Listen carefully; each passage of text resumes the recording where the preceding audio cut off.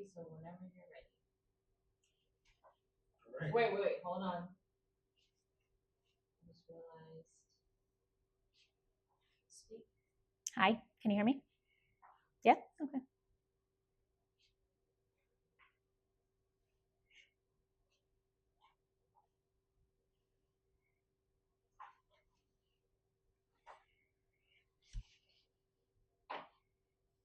We're live, sir. Be quiet. We're live. We're waiting for you. We're waiting on Oh, you. Monique, I thought you said wait, you know. I did, and then I said, And they said we're ready. to go. Okay. You hear that part. Right. Pleasant good afternoon, everyone. We're going to have our interrogation session with Janine. So, Janine, tell us, the first thing I wanted to find out from you is there's an official bio about Janine, and then there's the Janine that I know. Who are you behind the titles?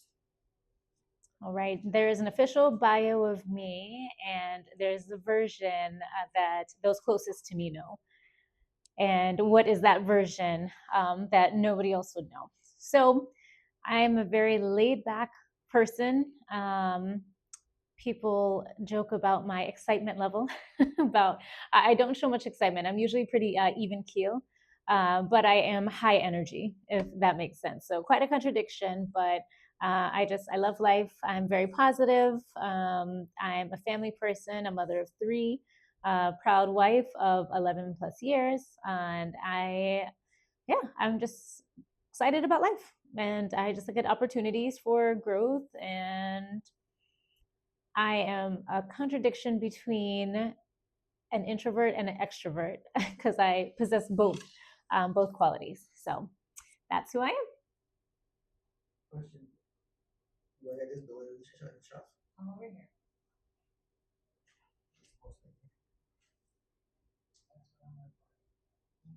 One. One girl. All right, so as we move into the whole development of what you created, what pulled you toward change specifically? Why not just leadership or business coaching, but why change? Interesting. What pulled me into change specifically, and not a broader leadership or mindset category?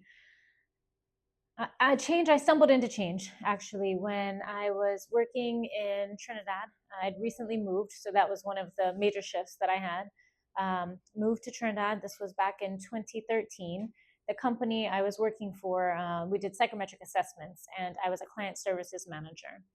However, my boss, she was very well established in Trinidad and had many human resource projects all over Trinidad with some of the largest companies.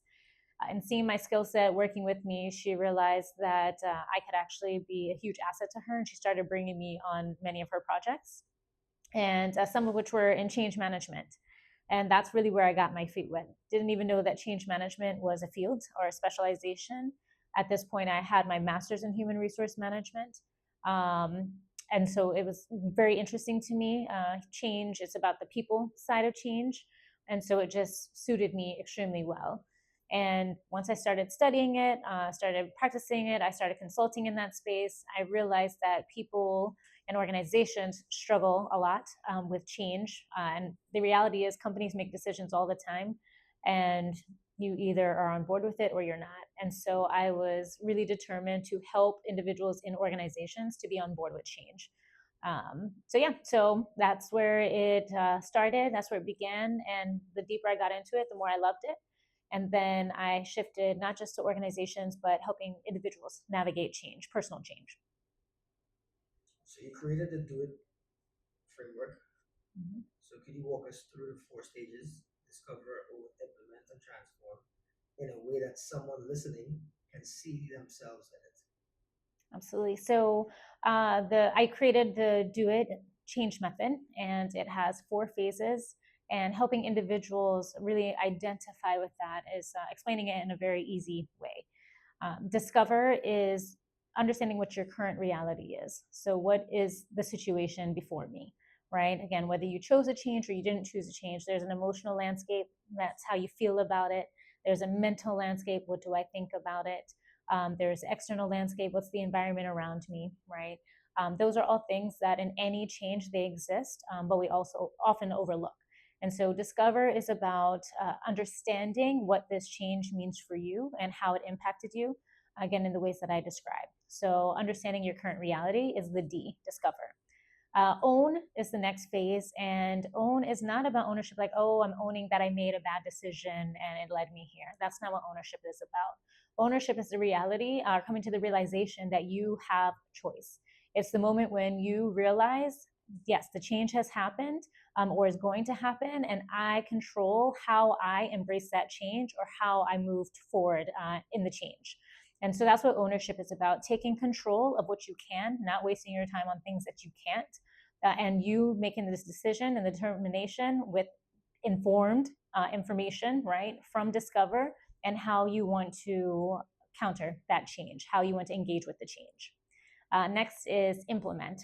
So the D and the O are planning phases. So that's, again, your let me think about it, how do I feel about it, and you plan. A lot of people are really good at planning, but oftentimes they aren't as great at execution.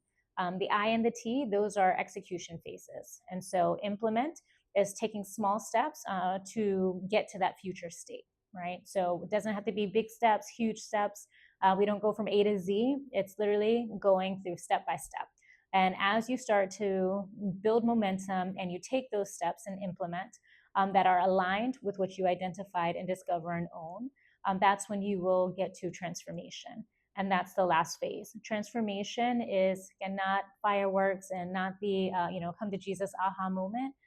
Transformation is when your day to day you start living that change in your day to day, that transition that you went through. Now you're able to just move through it easily without thinking about it, without having to make an active effort.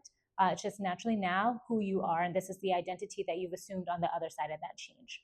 And those are the four phases. From here on out, when you're answering, use your hands more. I put them down. Yeah, Yeah. I usually do. Yeah. Okay. All right, next question. Could you use your hands more when you explain the next step in the questions? Yes, I can. What do you think most people get wrong about change before they meet the Do It framework? What do I think most people get wrong about change before they meet the Do It method? A lot. People get a lot wrong about change. First, that people believe that change is this huge, just again, aha moment that's like, change has happened and I have to be excited, or I don't have to feel about it at all. But the reality is that change is in a very emotional process, and there are many feelings that you're going to feel, right? Grief is one of them. I think that's one of the biggest misconceptions, because you are leaving something behind. In a change, you are literally moving from one state to another. And so you grieve what you once knew, who you once were, what that comfort zone was. And people don't realize that. And of course, we know the feelings that come with grief. There could be sadness, there could be anger, there could be fear, so much that lives in that space. So I think that's a huge piece that people need to know. And once you read the Do It Change method in the book, you'll understand that that's all perfectly normal, and many people don't realize it.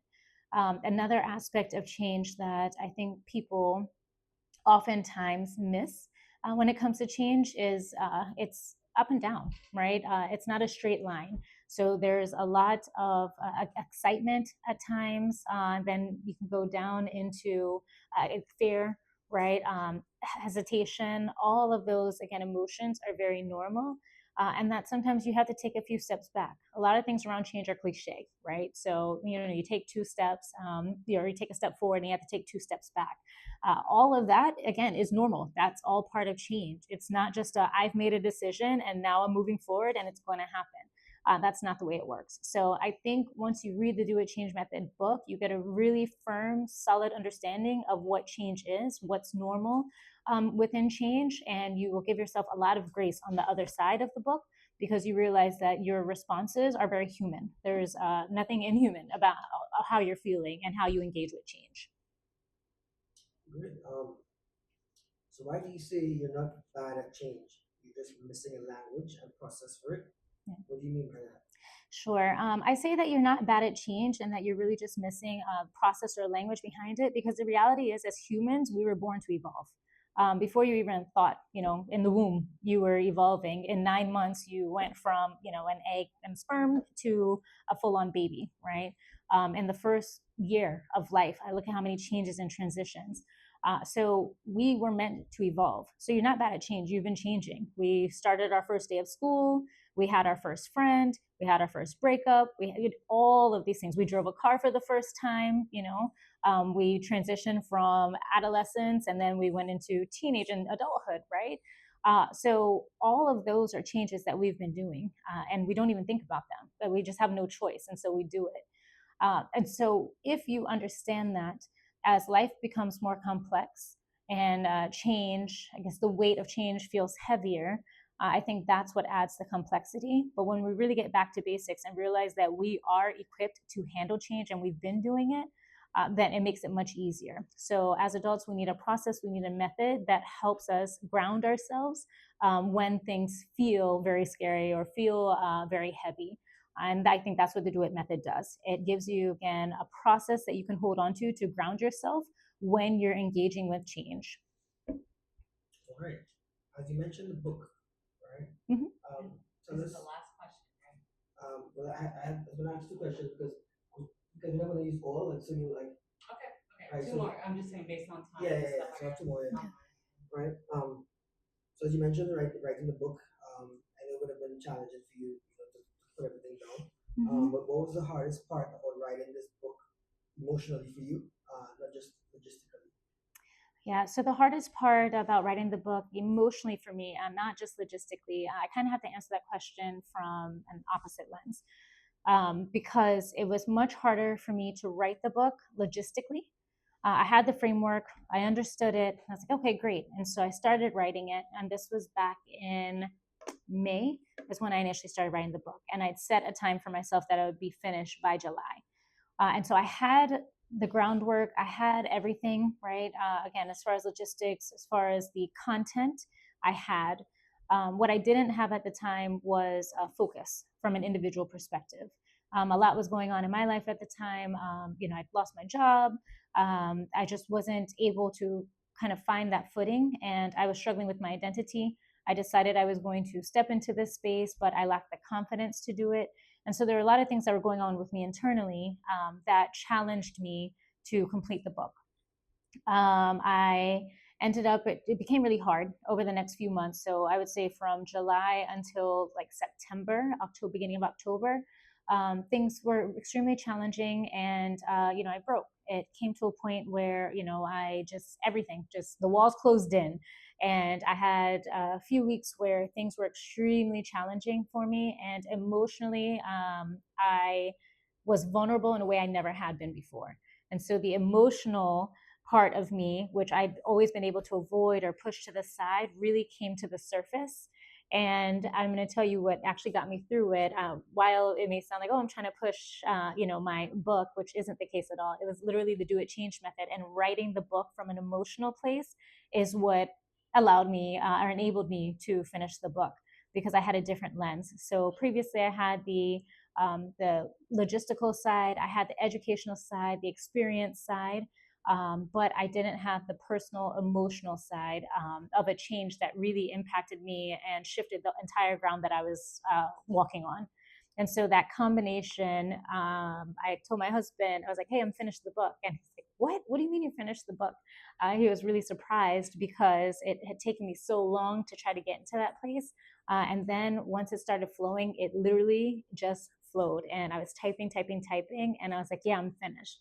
And so the combination of both is what got me through. And that's, I think, what makes it so amazing, that it's coming from a place of, again, knowledge, right? Experience in the space, working with corporations, but also from personal, from experience and walking myself through it. Makes me really happy and proud to say that I know it works, because it worked for me. So then that leads right into, when you imagine to do a change method 5 years from now, Mm-hmm. what do you see? I see a lot of people when I look at change. Sorry, yeah, sorry. Say it again. What was the question again? When you imagine to do a change method Mm-hmm. 5 years from now, what do you see? When I imagine the Do It Change method 5 years from now, I see so many people using this and it helping. And I did a workshop and people are saying, wow, I hadn't thought about it like this. I didn't never took the time to reflect, and hearing people's comments and how much it's helping people just makes me super hopeful. I'm very excited for what's to come in 5 years. I know in 5 years time, the Do It Change method is going to help thousands of people navigate change, to get grounding when the world is shifting. And I am ready. I'm ready for that journey. I'm ready to help as many people as I can, because I know that this is going to be significant. It's going to be life changing, and we're going to apply the Do It Change method to deal with it. My last question: if someone, I know it was three extra questions because I was saying out of the eight, we could be five. I think this is the best I can answer. This is the last one. Yes. If someone is listening right now and they feel like they're in the middle of a storm, what would you say to them directly? Start the. If someone is listening, Right. Okay. And they feel like they're in the middle of a storm right now, what would you say to them directly? If someone is listening and they're in the middle of a storm right now, what I would tell them is you probably are in a storm, right? We don't sugarcoat here in the Do It Change method. What we do is actually look at the reality of the situation. And you're in a storm, but that's okay. We're all in storms at times. And a storm is an opportunity, right, to see the sunshine on the other side. And so I would tell them, go ahead, let the feelings out, understand really how you're feeling about it. Take this time to be in it, to understand what's really happening. But most importantly, know that you have a choice. You have a choice in how you're going to deal with this storm. Are you going to let this storm wash you away, or are you going to pull out your umbrella and stay dry and get to the other side?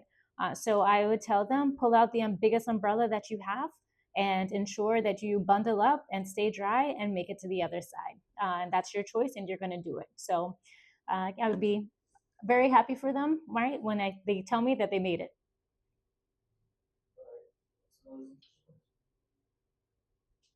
I didn't want to end that way.